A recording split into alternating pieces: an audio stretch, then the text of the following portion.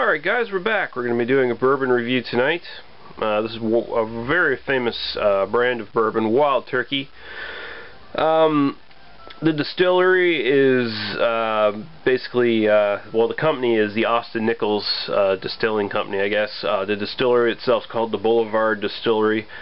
Been around since the 1800s, was first established by the Rippey brothers, or Ripey brothers, I'm not sure how that's pronounced, but they're the first ones who started it up. Of course it went dead during Prohibition, came back. The Wild Turkey brand itself was established in 1940, and it came the way of the actual president of the distillery or whatever.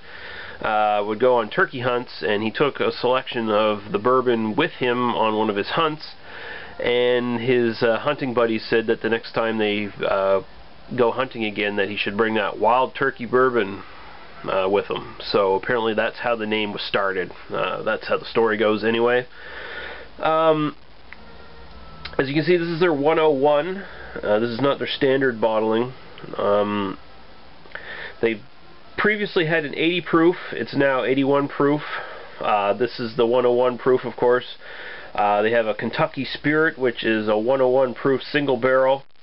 They got one called Russell's Reserve, named after the current head distiller, which is a 10-year-old at 90 proof. They got one called Rare Breed, which is a blend of 6, 8, and 12-year-old bourbons, and it sits at about 108.4 proof. They have one called American Honey, which is a honey liqueur, and it's an obvious competitor of that Jack Daniel's honey that's out there. I might actually review that at some point.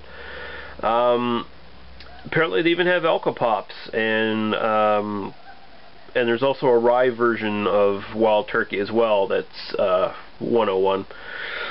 This is a world famous brand of whiskey.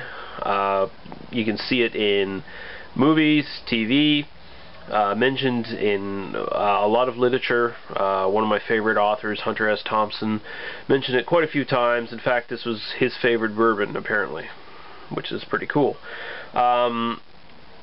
This bourbon is about 8 years, I believe.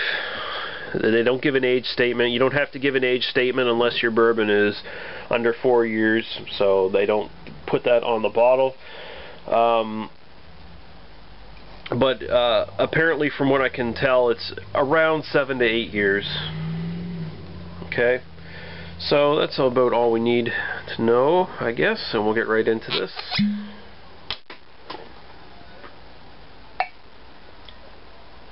Let's pour a little bit here. Well, that's actually a bit more than a little bit, but that's fine. Alright. So it's fairly dark. Nice darker shade of amber sort of color there. Leaving nice legs on the glass. As I said, it's 101 proof, so it's 50.5% alcohol by volume. And we'll go right to the nose. This, by the way, has a reputation of being like sort of a, I don't know, a lower class bourbon in a way. Sort of even like a budget bourbon. It's $20-something for a bottle that size in the US.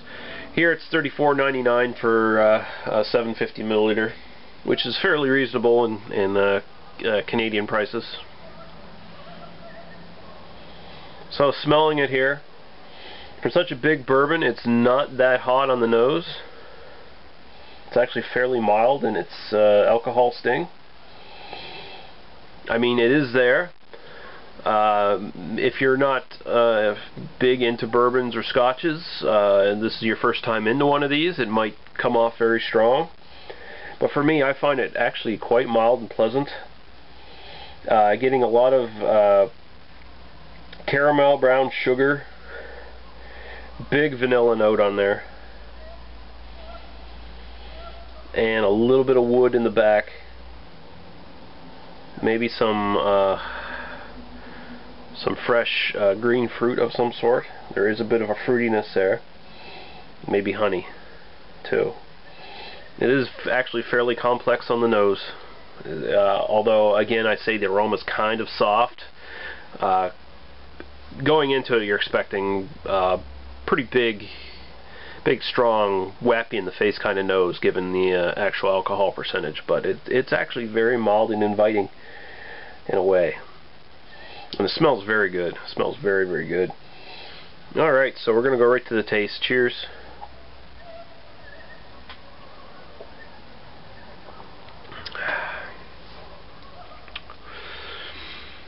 Again, on the actual taste, the alcohol itself isn't big, although you really do feel it going down. Like, very warming. It's a very, very warming bourbon.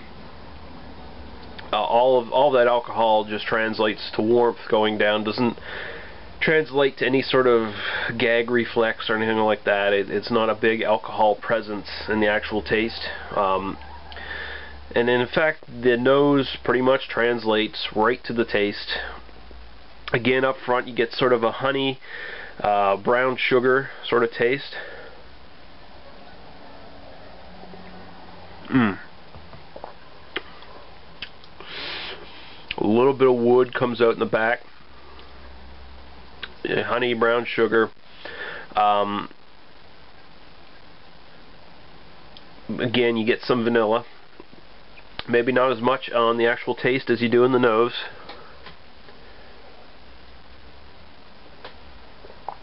And the warmth just builds up. Oak starts to build up a bit in the back, but it's not a big oak presence. There's even a bit of a really nice spiciness to this. If you look at Jameson Tantrum 777's review of this, he says he thinks the spice is cinnamon. I don't know if I'd go that far, but there definitely is one of those like cinnamon, nutmeg, one of those like pumpkin spice, typical sort of pumpkin pie spices sitting there somewhere. I wouldn't say cinnamon myself. I'd probably go more on the nutmeg side or something like that, but he is right though. There is a spiciness to it.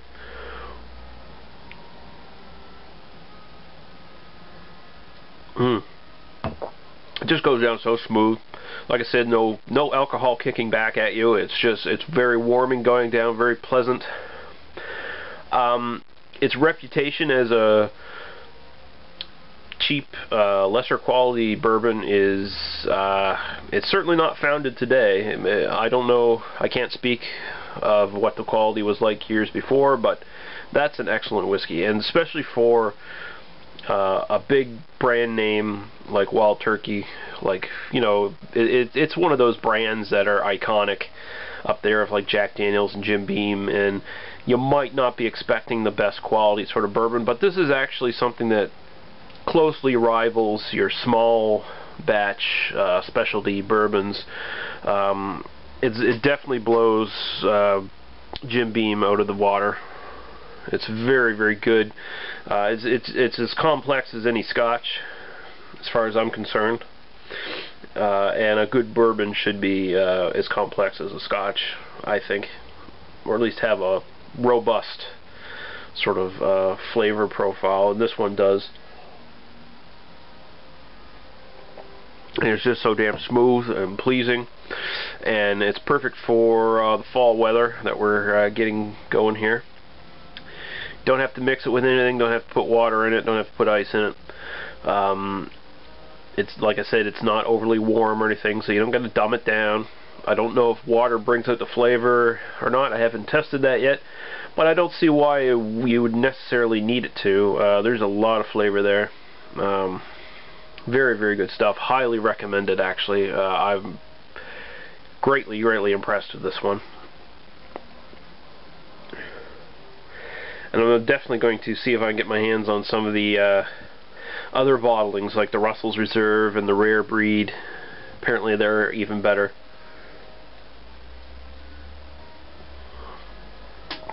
But as it stands, it's a very affordable, very high-class bourbon. A lot of flavor. and it won't do you wrong. I mean, it's really good stuff. Highly recommended. Okay, guys, we will see you later. Thanks for watching. Bye-bye.